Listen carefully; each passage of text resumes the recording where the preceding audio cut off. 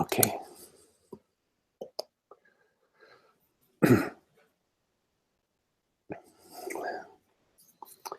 So, hello everyone. It's lovely sky behind us here.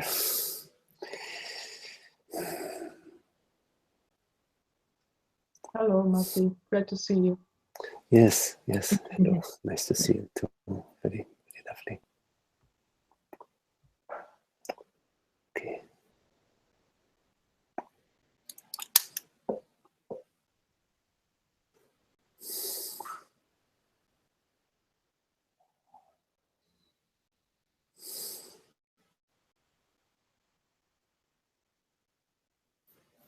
So if you have any questions,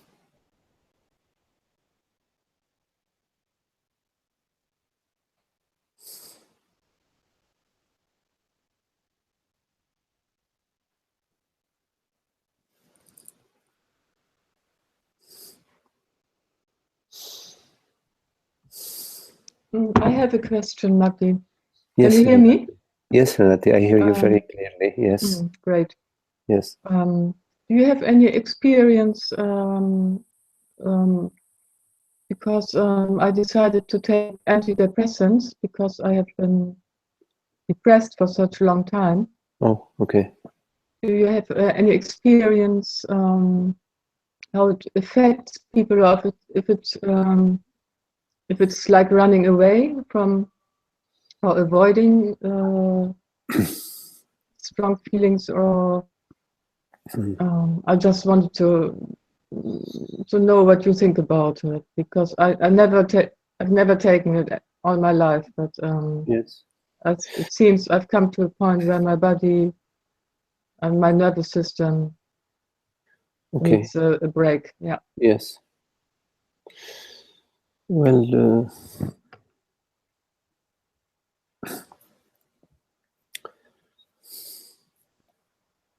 I mean, it's understandable that when it's too much to take a break or to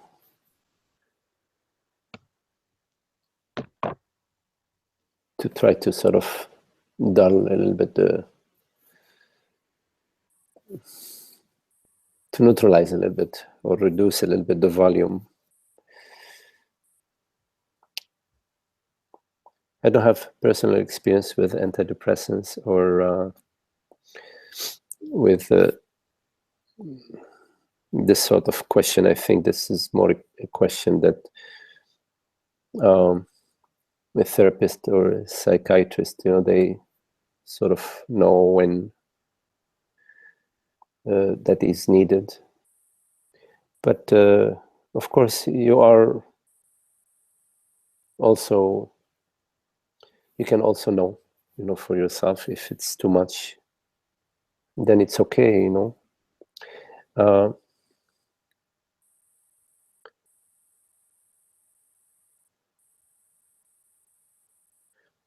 But from the question, from the perspective of the contemplation of joy and freedom, from the perspective of the contemplation of the liberation from the illusion of suffering,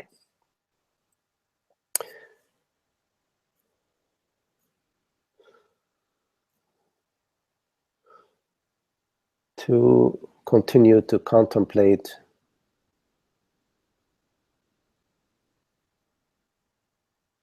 the belief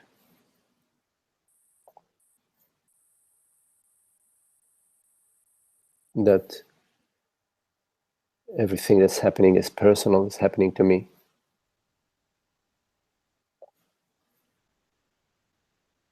Because everything that happens to, like images on the screen, doesn't really happen to anyone.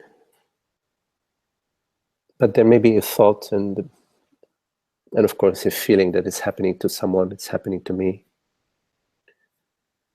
So from the perspective of the contemplation of truth,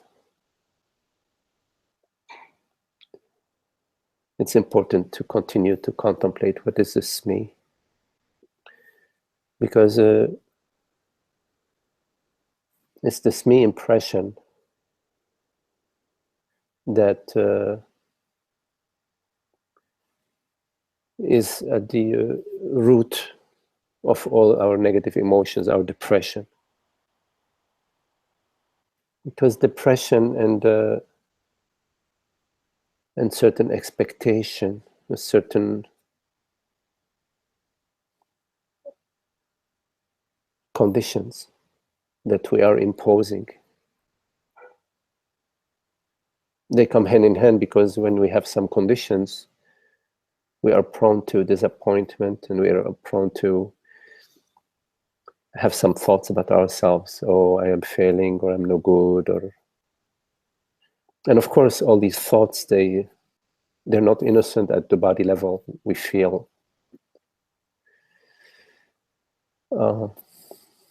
this unhappiness, and then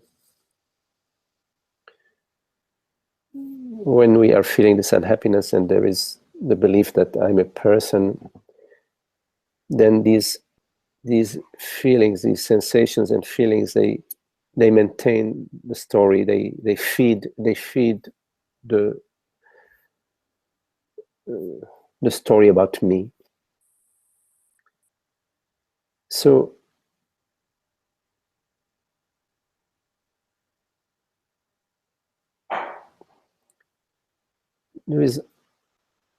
there may be a time that maybe you need to take a break,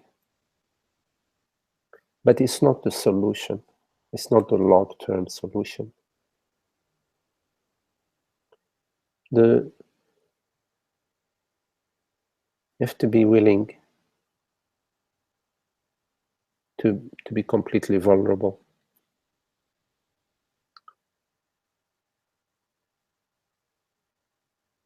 and to experience it all. Because on the other side of this experience, you will find that all is well. But from this side, it seems that there's a lot of danger, and that we're spiraling down. But in fact, nothing is ever happening to us. I know it's hard to comprehend that when you are defining yourself as somebody who is miserable, or whatever you are defining yourself. But any way you define yourself doesn't alter what you are. You are not nothing that can be defined. You are not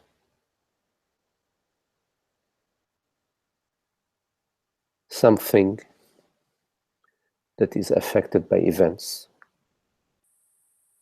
You are not. If you contemplate that which is real in your experience, you will find that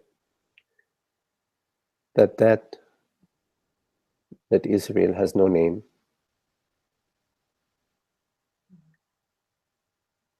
You can't deny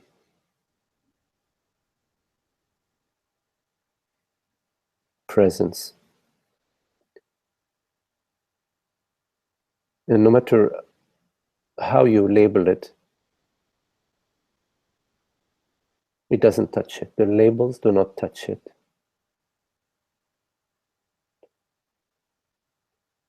Nothing touches what you truly are.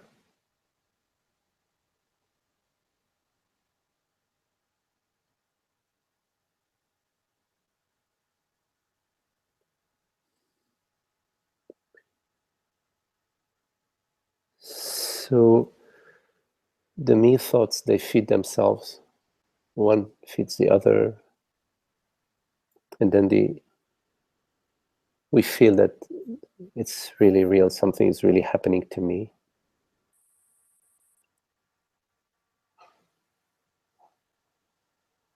And there's like it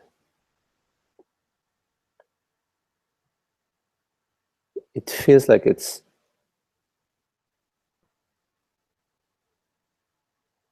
very real.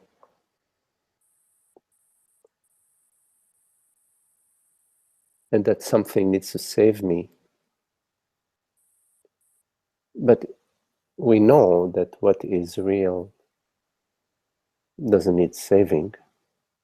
It's beyond needing something to save it or to help it.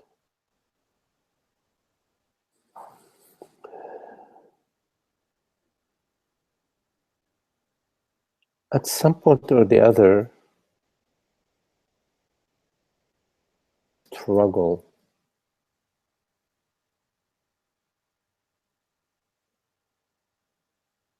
has to end one way or the other.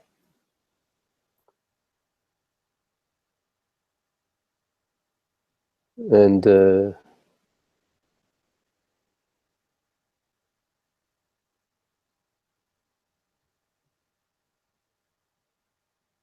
it is in the stillness that we realize that we are untouched. Because we are the stillness.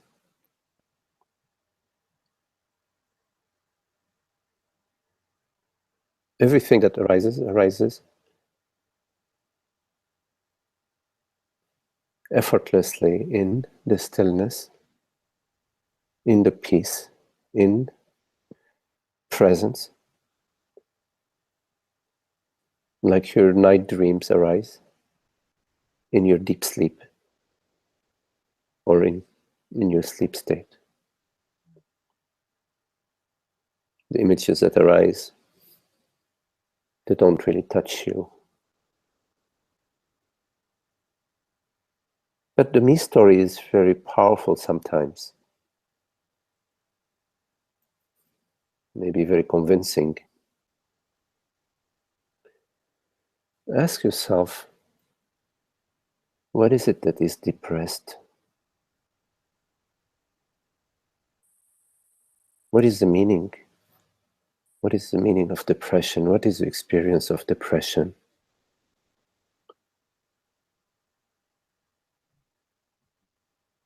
Because there may be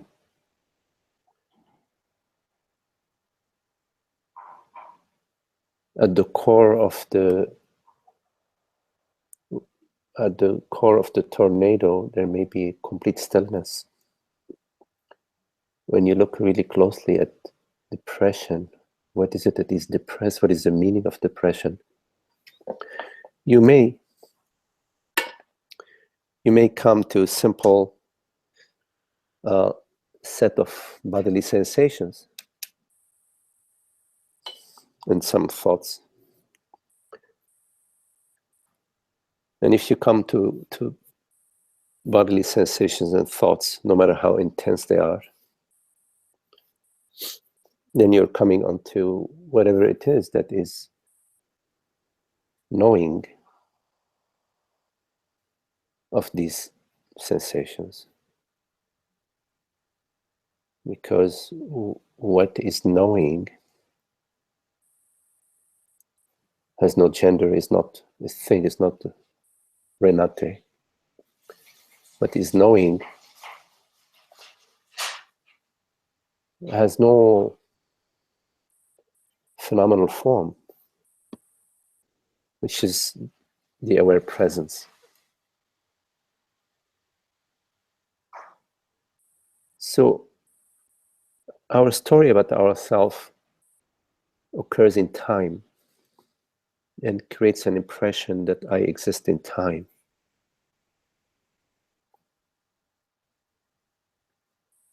You don't exist in time and you don't need any help.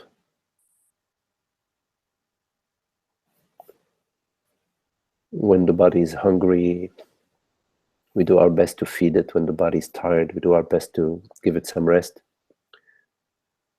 If it doesn't work, it doesn't work. At some point, the body is discarded. It's not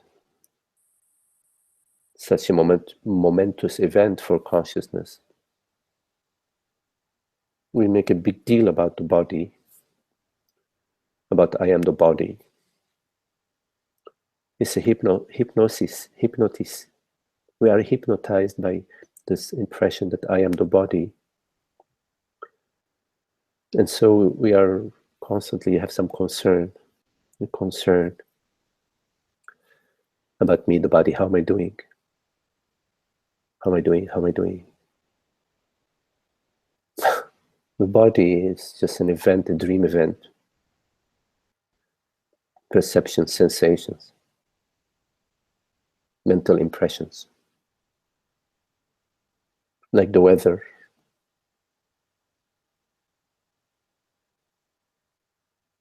It comes and goes from moment to moment.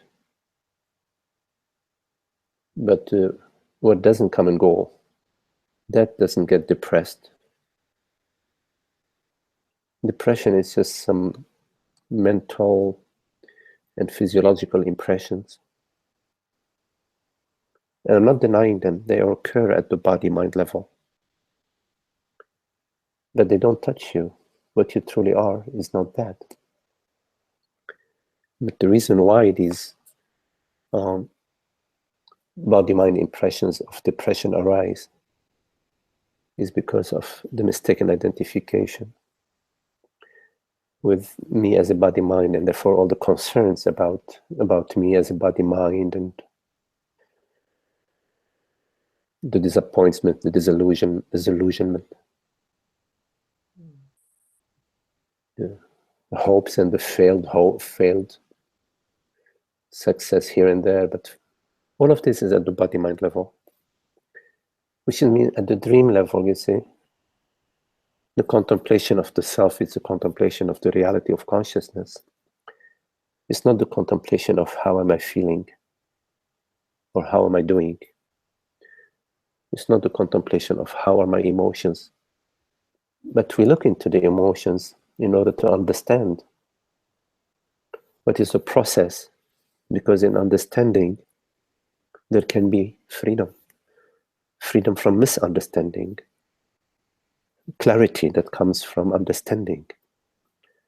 We understand that the cause of our unhappiness is because I think and feel and believe that I'm a man, and this person, somebody mine, but if you look for the person,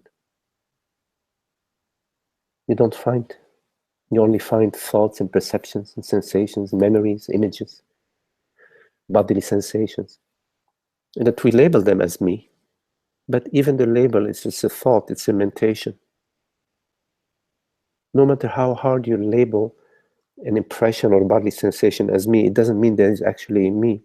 All it means is that there is a strong labeling phenomena, a strong labeling pattern. So there is a strong labeling pattern. So we can understand that. We come to understand that there is this labeling, this identification pattern, thoughts, identify me, this is me, that's me, but they're all images, thoughts, and perceptions, and sensations, and mentations, and memories, and images. You see? Thoughts, oh, I hope that this will happen. Oh, I wish this didn't happen. Yeah, thoughts, you see, thoughts. And then we feel, oh my God, I'm feeling, like this, I'm feeling like this. When you look at the feeling, it's just some bodily sensation, you see. You say, oh, I shouldn't feel this way, it should be this way and that way. So we try very hard to sort of move around the sensations and move them from our belly to our chest, and from our chest out to the but it's all maybe some sort of toying, playing, some sort of keeping us busy with something, like we bite, like a dog bites into the stick and doesn't want to let it go, just goes like this and like that, or like that, like this, like this, like that.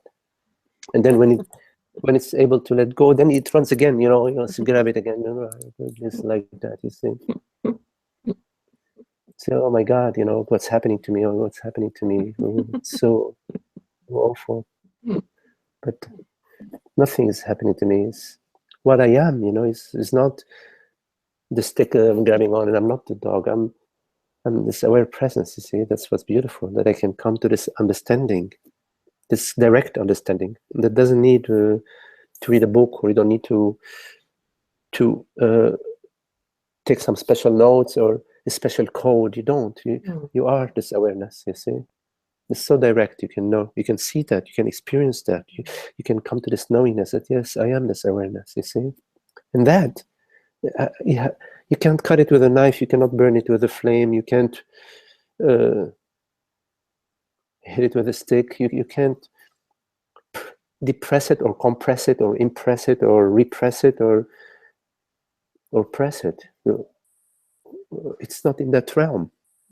But yet it's the reality of what I am, you know. I am this awareness, I am this aware presence, you see.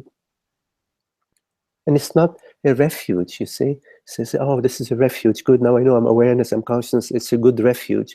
Refuge for whom? For what? Awareness doesn't need the refuge.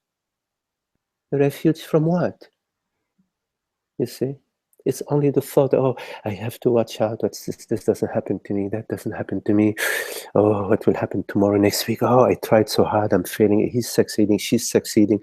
That's all mentation. So there is an impression of, I need refuge. I need safety. I need security. Okay, but it's okay. All these are just thoughts, and they seem to be so real because we feel it. You see, we feel, oh yes, I need improvement. I need to get better. I need to you know. But how about just to sort of for a moment see this thinking and say, wait a minute, wow, like clouds. What clouds? Amazing clouds, mentation.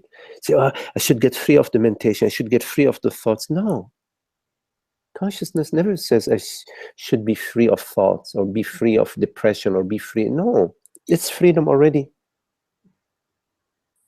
you see. If you tell a free person, would you like to be free? They won't understand what you're talking about. So what do you mean? The only time you can tell somebody, do you want to be free, is if you go to somebody in jail and you say, do you want to be free? They say, yes, I want to be free. But consciousness is not locked up. It's not locked up. Locked what? Locked up. To lock it up. You know, you locked up and you throw the key. You know, no, it's not locked in. Maybe it's locked in. It's not locked in. It's not locked. It's free. It's free. It's free. There are no boundaries. You see. We believe that consciousness is inside the body. Is inside the body. It's a joke. How can consciousness be inside the body? If you perceive the body, if you perceive your hand, how can you be inside your hand? You say, no, you can say, okay, well, the hand is inside of me, inside of consciousness. Okay, I say, you could say that. You know, why not? You could say that. It's not exactly true, but you could say that. But a lot of people believe consciousness is inside the body. Oh my God, what's going to happen to me? All sorts of things happen to the body, but nothing happens to me. Me, consciousness, I, consciousness. Nothing happens with consciousness. You see? So depression may be a result of some impressions, some thoughts, that and some sensations. Something may happen to me, or something is happening to me, or something is not happening to me. But you are not something.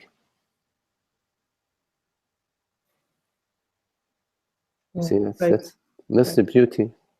That's the gift. The greatest gift is that you realize that I am not something. See, that perceives, that truly perceives right now, is not a thing. You may perceive something, like you may perceive some object, something. Let's say, you know, we call it thing. But that perceives is not a thing. Thank you, Martin. Very yes. Okay, Renate. Clouds are kind of dissipating. Yeah. Yeah, it's good. Right. It's good. Okay. Okay. Okay. Okay.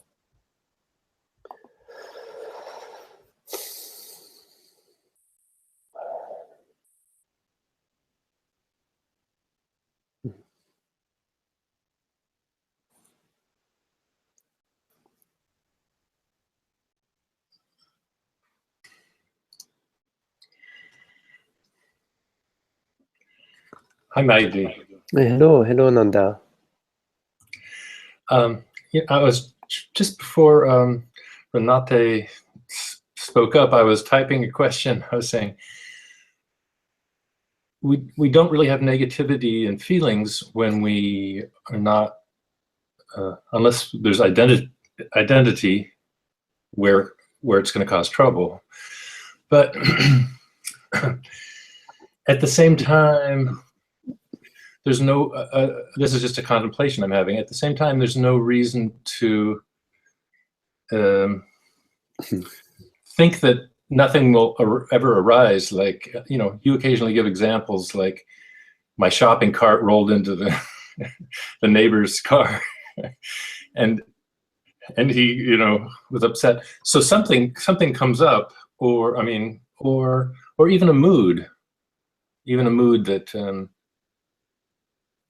I feel soggy this morning, called under the weather or something, or have a cold, whatever. So I'm just wondering about how to hold that whole thing. I did get a real good tip from your conversation already, which was you don't need a safe way of holding this. You just go to where you actually are. So that's a major part of the answer, I think. Yeah.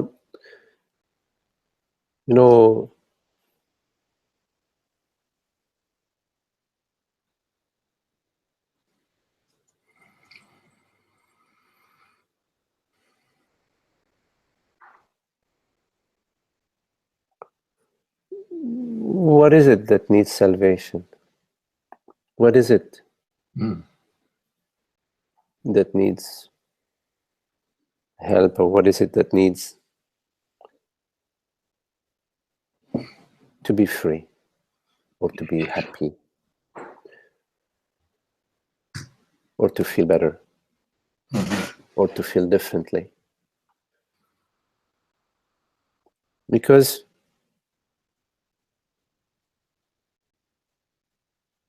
there is nothing that truly touches me. This does not mean that it might not be a rainy day or a snowy day, or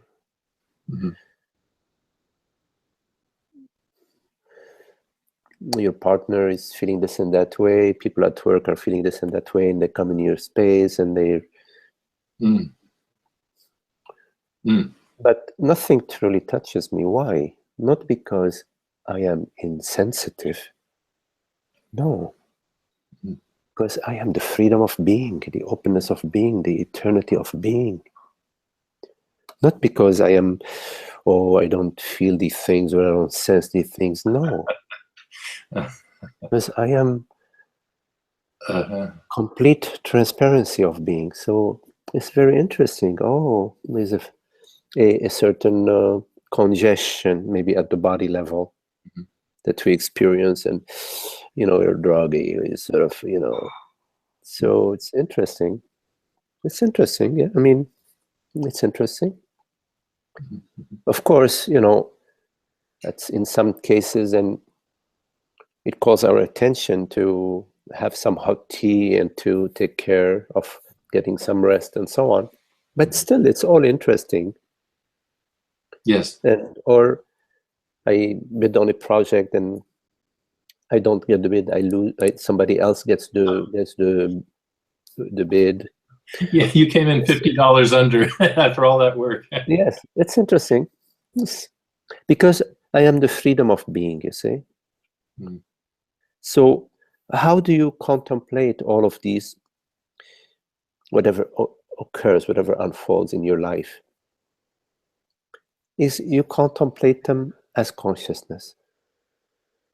That as consciousness, you are that is untouched by body-mind events. This does not mean there isn't clarity. There is complete clarity that the body feels congested or tired, or this relationship has some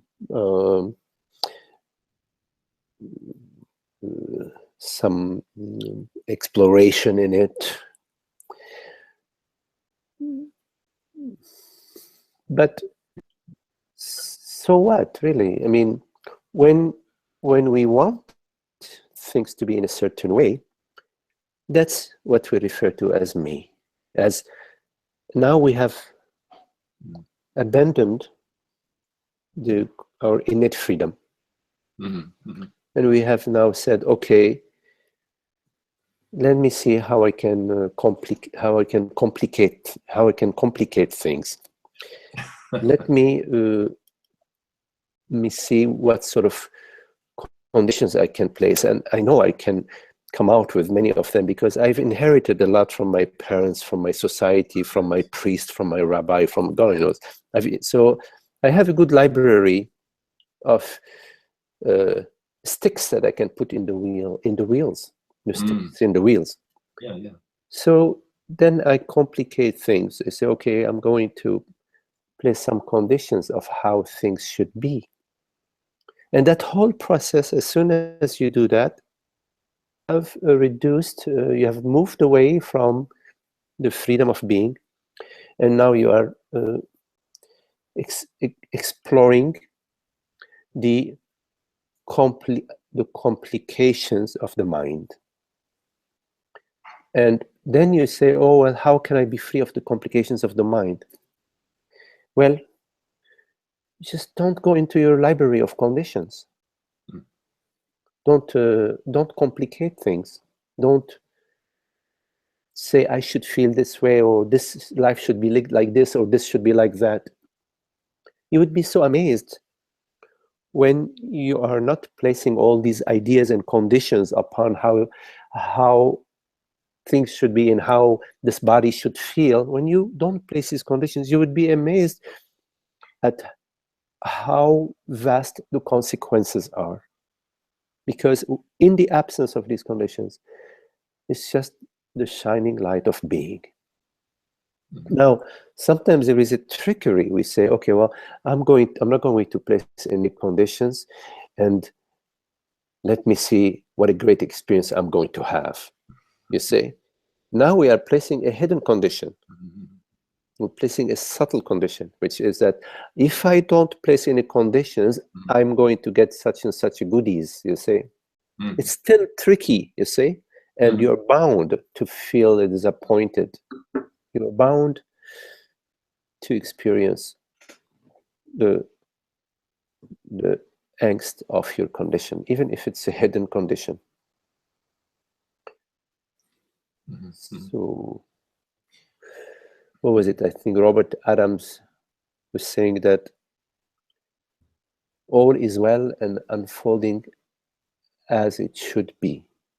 Yes, I think it was Robert Adams. All is well and unfolding as it should be. And the amazing thing is, even when it's the plague, not the plague, but the influenza of 1917, and something like 20% of the people died. It's the same thing. That's mind blowing, but it's it's obviously true. Well, I mean, there is life and death happening all over this planet. Right. And So God knows in how many other realms, and there's life and death happening incessantly in the animal kingdom, in all sorts of other kingdoms, other impressions. It's, yeah,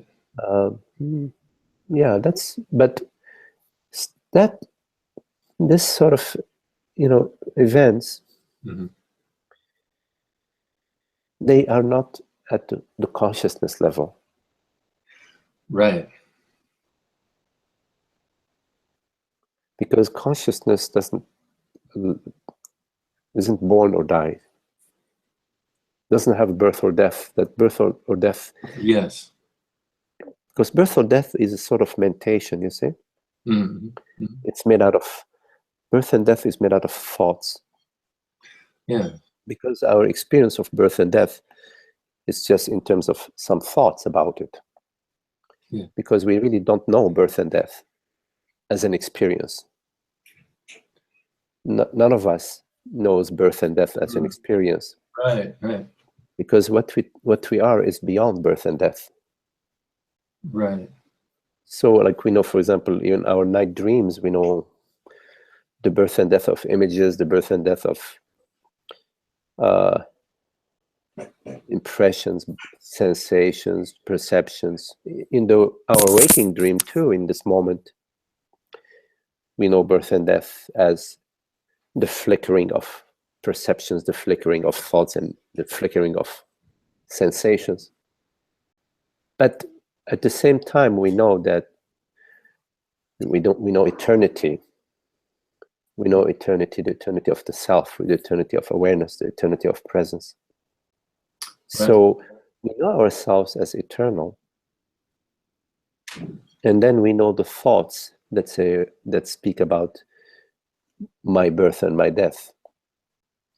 But when you look at the thoughts that speak about my birth and my death, you will find that these thoughts are flickers. They're flickers, like what's the name of that bug that lights up at night? It's a firefly. Oh yeah, Bug. or firefly. Yeah, so those thoughts about my birth and my death, they're like fireflies flickering in the night. Right. They don't. They really have no significance. Mm-hmm. But we give them a lot of significance because we identify as this. We have not contemplated. We forgot our contemplation of the reality, and instead we have been at that moment. We are mesmerized with the thought that, oh, I am a man or I'm a woman, you see. Mm-hmm. So we're mesmerized by that. We really like that. So, oh, wow, I'm a man, I'm a woman. Wow, that's great. Or, oh, it's not that great. Oh, it was great, but I'm not sure if it's that great. Or it can be greater, or it could be trouble, but I can fix it. I can get a great relation, get a great child, I can get to, yes, you see. So we're mesmerized. Mm-hmm. It's a train of thought. Mm-hmm. But it is hypnotic. Mm-hmm.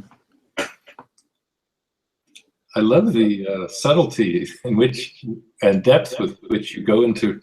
I can ask a simple question. I just love this, going into it this way, and so I really see what you're saying. Yes, about it's just an idea. It could be like, America becomes a fascist state. Temporarily or whatever. Yeah. It's another lightning bug. Yes. Flash. If you look at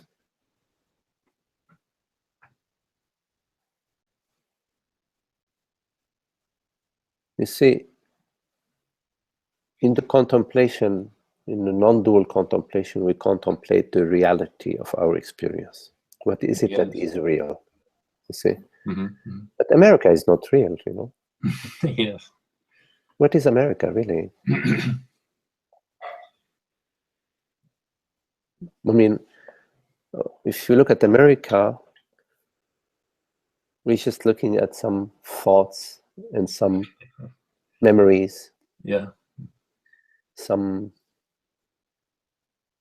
Maybe some feelings and emotions we have. Some people have, I don't know, I don't have them, but some people may have them. Yes. So that's what is America. I mean, what other America is? Oh, we look, of course, at the Constitution. Mm-hmm. So when we look at the map, you say that's America. But what's a map, you say? What's a map? So you look at all these things, and then you start to distinguish between the reality of consciousness. Yeah. And the images and the impressions, you know, which is, it's fine. It's all fine. Right. Nothing is America. It's all fine. You know, it's okay. Why not? I mean, we could do that. We could do that. We could do Germania. We could. It doesn't matter. We could do all these things. It's a play, some sort of structure game at the body-mind level. I mean, we're playing the structure game. We're trying to improve our lot, you see. And, you know, why not? It's, who knows what's better, you know? But now we have, we're exploring in the, we're playing a game and we're just looking at the rules of the game. How can we change them? How can we alter them, you see? But the unhappy side of the game is when we are identified, then, oh, it's my nation, not your nation, my family, not your family, my country, not your country, my house, not your house, so that's when it becomes really unhappy. The game starts to become, people are cheating under the table, they are making deals to get the other one out behind, and why? You see? And, so that's when it becomes a little bit messy. And so for myself, for any apparent individual, the question is, do I embark into the same level in which those kind of messy things are happening? Well, there is no individual. Why do you say for me as an apparent individual? Why? Well, I guess the next step is there's no option of buying into it, because who would buy into it? Well, if you want to take, if you're interested in being healthy and at the same time you're interested in taking arsenic, okay, you cannot have them both. Huh? You cannot be interested in being healthy and be interested in eating fast food, trash food. Okay, you can't. You have to decide. Okay, if you want to eat trash food, okay, then you cannot speak about wanting to be healthy or you're interested in being healthy, or you know, I'm talking about the body, you know. Just using it as an example. But so when you say for me as an individual, and at the same time we are you are interested in truth, then you say, wait a minute, what do you mean me as an individual? So you tell yourself, you say, so you ask to yourself, what do I mean me as an individual? What are you talking about? Where tell me, what is this me as an individual? What are you pointing to? Right. What are you? Because because you say like me as an individual, then for me as an individual, should I do this or should I do that? Then it becomes a white knuckle experience. Making the right decision. Yes, right. Right. So you have to, what is it? Nip it at the bud? You nip it? You have to nip it at the bud? Nip it at the bud? You have to nip it at the bud. You know, catch it at its root. At its is that the wrong? No, exactly. The invasive weed is coming up. You got to nip it. Yeah, you have to nip it at the bud. Nip it in the bud. Sorry. Oh, okay, that's it. Okay, thank you, Solomon. Before it gets going. Yeah. Because if you don't, then you're saying, oh my goodness, what should I do as an individual? How should I improve myself? How should I help others? How should I, you know, be free? But that's all a joke, because there is no individual. This is why, like some sages, they say individual cannot be free. In fact, there is no individual. If you look at the individual, all you find is consciousness. You see. Right. You may find some thoughts that say, okay, I am this body, I am an individual. But when you find the thoughts that say I'm a body, I'm an individual, all you are finding are thoughts or bodily impression. You're not finding an individual. So that like, I think it's famous, Nisargadatta has the famous one, you can be free, you can't be free as an individual, but you can be from the individual, But then what you're saying, there is no individual even to be free from. You can be free from your dream of an individual. Well, you are freedom itself. You are freedom. So there are thoughts that arise, and you perceive the thought. Because above all, you are witnessing presence. Everything, including a feeling of depression Renate was talking about before, that you are the witness. You are the effortless witness of all body-mind impressions, but you're not subject to them or a subject of them. And actually, all these body-mind impressions, they are your dreams, because they are at zero distance of you, from you. Your thoughts are at zero distance from you. Your perceptions are at zero distance from you. There is no distance. So all the impressions, the body-mind impressions, their substance is you. So you're dreaming these dreams out of your freedom, but you're untouched by them. If you dream of a fire, you don't burn. If you dream of a lion, you're not being bitten by the lion. So the individual is just some thought and feeling that I am something born in time and space. Right. And so then you say, oh, what can I do about this individual now? This individual is 12 years old. Oh, I just had this really wonderful memory. A few years ago, my kids had, I don't know if any of you know about that, they got this software that they put on their computer, and they had a dog, a dog on their computer, and that dog they had to feed the dog, and the dog would go to sleep and would wake up. You know what I'm talking about? Have you seen that? Yeah, I've seen something like that. Yeah. And they had the dog, and every day, pet, yeah, the pet. Oh, now the pet is sleeping. Be quiet. Be quiet.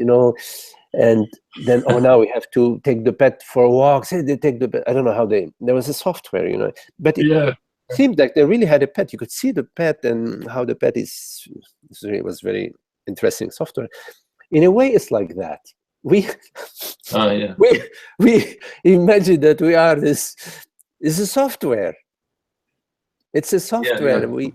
And then we are this person, you see. We are born, oh, now we're 12.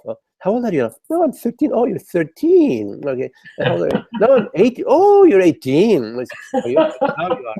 You're getting, you see, this is a program.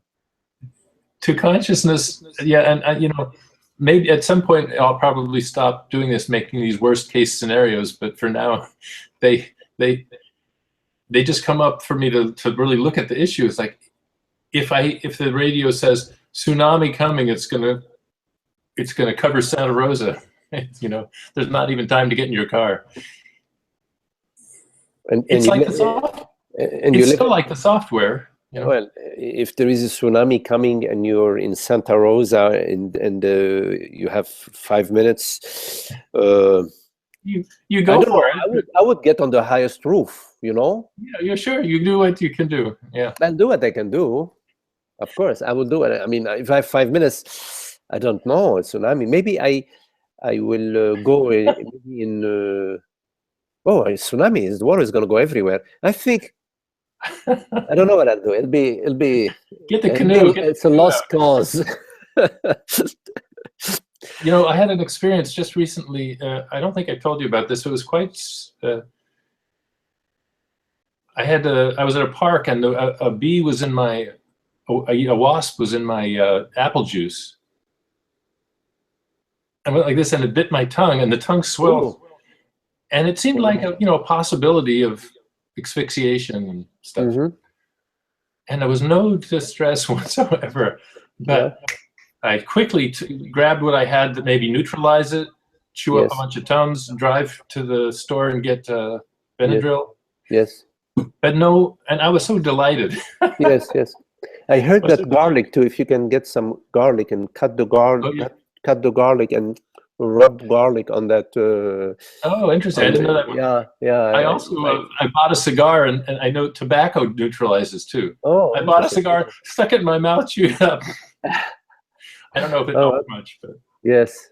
and then before it got to a really critical state, I could tell, oh, it's reached its maximum and it starts coming back. Yes. It's interesting, like when there is like a life and death situation that arises, and there isn't like time to really think. It's really amazing how obscured, and you just make, well, people say, oh, that's your reflexes or something. It's actually not. It's present. Is a clarity, and there is action. That is there is no fog. There's just clarity and action, right? And it may be that you would live, or the body dies, or the body lives. Big deal. But there is, in those moments, there isn't a thinking about, oh, what's going to happen to me after. Maybe there may be some thought, wow, how great I did, or how I survived that. But at that moment, there is just the clarity of being. The body mind doesn't have that, did not download any stories. It's as if the whole system recognizes the importance of the situation and stops feeding into the fear mind and the this and that. You don't have the luxury to waste your time with those thoughts.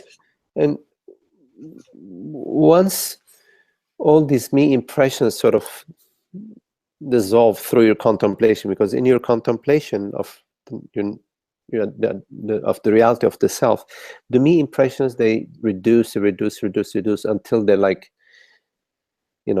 once in a blue moon. Then your entire life is like that. Something happens, there is action, there is response, or small response, big response, whatever the response that's appropriate. But there isn't any personal matter. It's just wonderful. And then I see why you like sharing it with everybody. You like sharing it because it's a wonderful freedom. Yes, we are this freedom. You see, we are freedom of being. We are this effortless, aware presence. And it's freedom, it's beauty, it's love, it's sweetness, it's intelligence, it's wisdom, it's humor, it's love. And this is so beautiful. This is what we are all looking for. In whatever we do, in whatever we think, whatever we dream of, we're looking for that. We're looking for that causeless peace and freedom, which is the reality of being. Right. Because if freedom and happiness and joy is not real, then it's a really sad state of affairs. But it is real, you see. And this is why we feel joy when we're happy.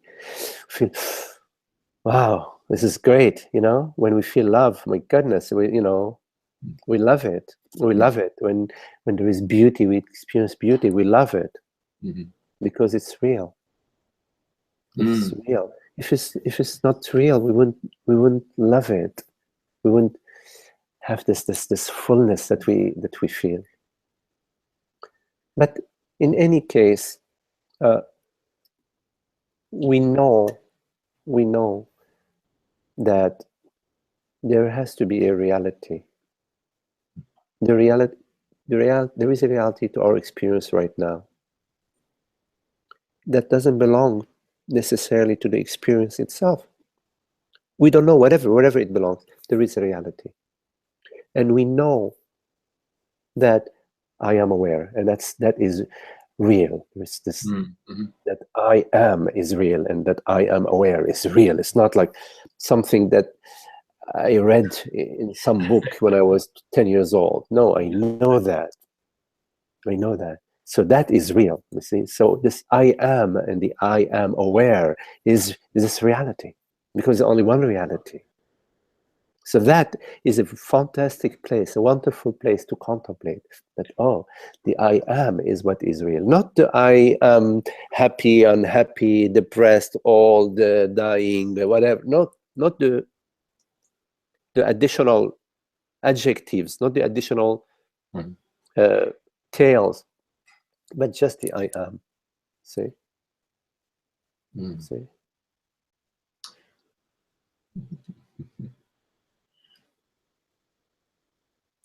And then when you contemplate I am, you find that this I am has no place where it starts and ends. It is just isness, meaning it's not in time. And it has no place where it is or place where it isn't.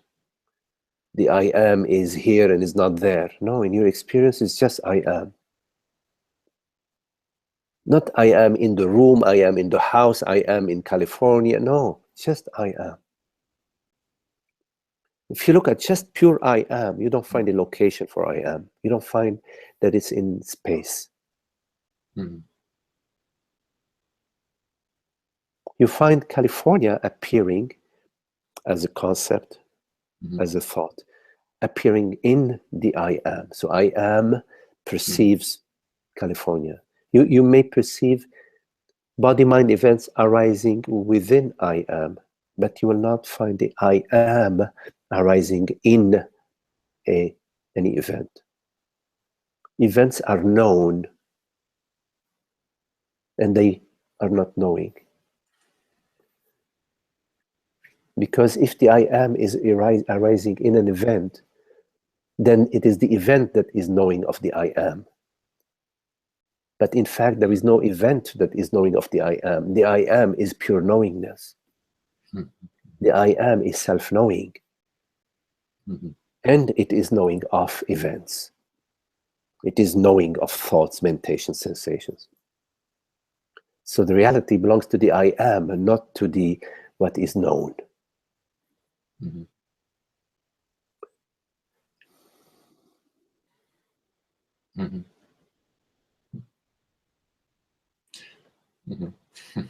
The I am knows it's dreaming. I mean, it knows the dreaming that it's doing, but that doesn't mean there's an external something. Yeah. It just means it knows itself. Right? Yeah. So I am knows I am. It knows that it is. So awareness knows that it's aware. Purely, it is pure awareness, and that it is aware that it's aware. And also, it is aware that it is aware of a tree, of a perception. Right. It also knows that it is aware of a sensation. So awareness belongs to awareness, and awareness is self-aware as well as aware of all world, body, mind impressions. So I use the term it's dreams. Yes. You said it's aware that it's dreaming. It's aware of itself. It's self-aware, meaning it's aware in the absence of forms, as well as aware in the presence of forms. Except it is important to add that forms do not have an external reality from the awareness that knows them. The pink flying elephant in your dream does not have a separate reality from you, the dreamer, that is dreaming it. The reality of the pink flying elephant, you can find it at the dreamer level, right? Not at the pink flying elephant level. And the person in the bed dreaming of the pink elephant is also in the same category as the pink elephant. Yes, yes, yes. I use the metaphor of the night dream to distinguish between the consciousness and world, body, mind. Right. But you are taking it a step level. You're a step further. You're basically saying even the dreamer, the one who's sleeping in bed, the dreamer is also an event in time and space. Yes, but I'm right. You're going beyond the metaphor, but yes, I understand what you're saying. I do that on purpose. I mean, I do that because I don't want to be stuck with that's me. There's me on the bed. Oh, yes, as an right. Intermediate. Yes, it's just a metaphor. Yes, yeah. Correct. Because there is, we're referring to the reality of consciousness. Right. So reality doesn't belong to some body mind, but it belongs to consciousness, right. which is our direct experience this very moment and every moment that we are this aware presence, we are this knowingness. And as I said last time, I see it again now. I'm looking the personality around the Magdi that through which you're looking is not fooling or conditioning you as awareness at all. So I love that. It makes me feel like in this, like it's amazing that in this play, in this display, even there's the clarity of self-knowing is expressed even in this dream. Yes. Yes. The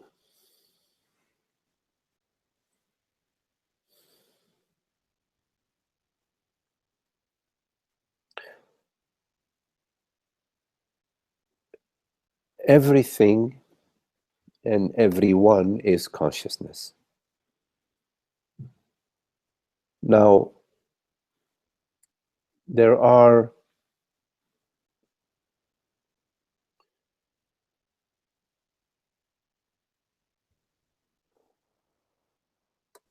consciousness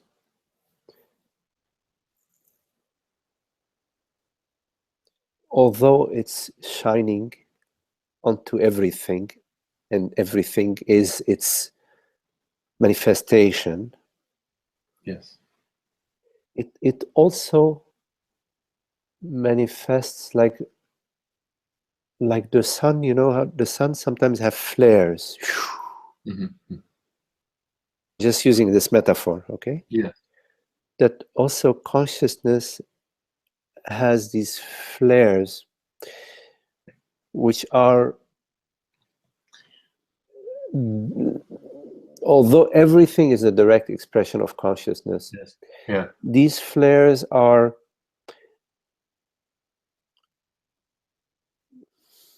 maybe it's not a good metaphor, but I'm going to continue with it, are clearer, more direct, non-mediated yes. expressions of consciousness. We would say they are satsang opportunities. Yes, it's satsang opportunities, and they're right. They draw you into the divine. They they take you from your identification impressions to your knowingness, to the self. Right. Yes? And that these experiences, these are moments where we experience great love or beauty or tenderness. We're transported, we're touched at a deep level beyond the mind. We just sort of, it could be a beautiful piece of music or a painting that's inspired by a divine download, or in nature. These are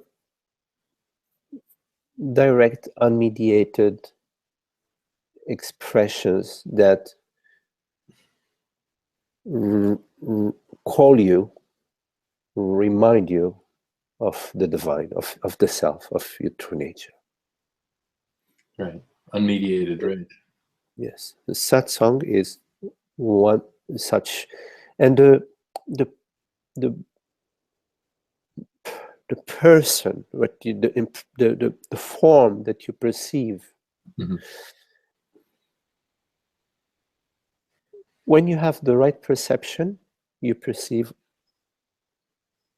everything you perceive is what the Sufis say, wherever your eye falls is God. The face of God. Whatever, the face of God, yes, the face. Wherever your eyes fall is the face of God, with the right vision. Mm-hmm. But in terms of these moments where there is the unmediated expression, then you are perceiving the, what is it? You said the face of God, right? You're perceiving the face of God. Mm-hmm. Mm-hmm.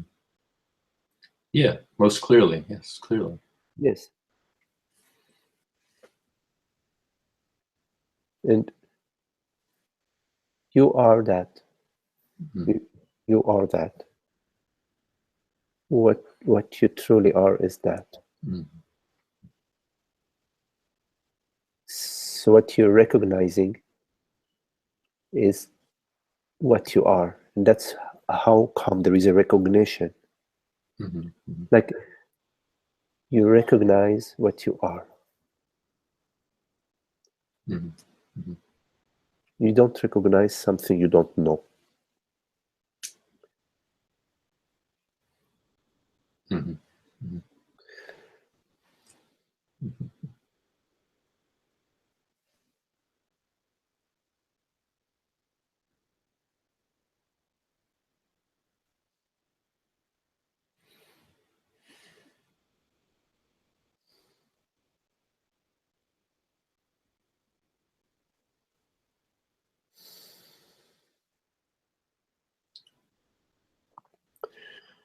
Okay, Thank you very much. Yes.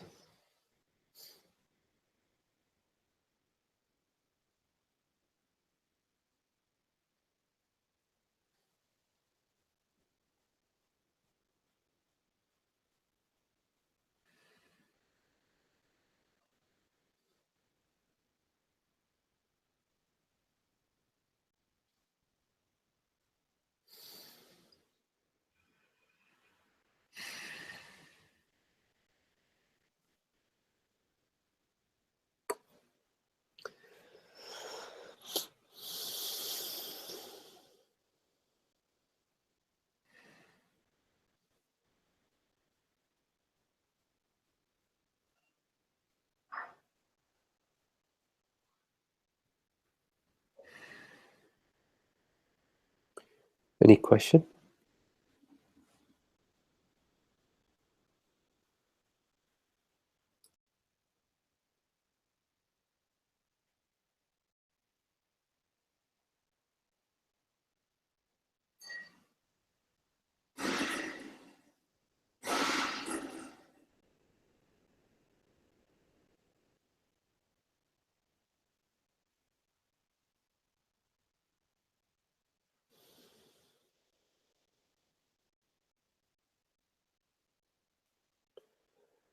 Okay, well, happy holidays to you all.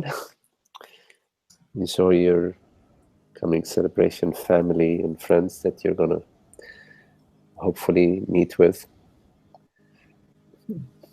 And Thank you, Monty. And for you, same.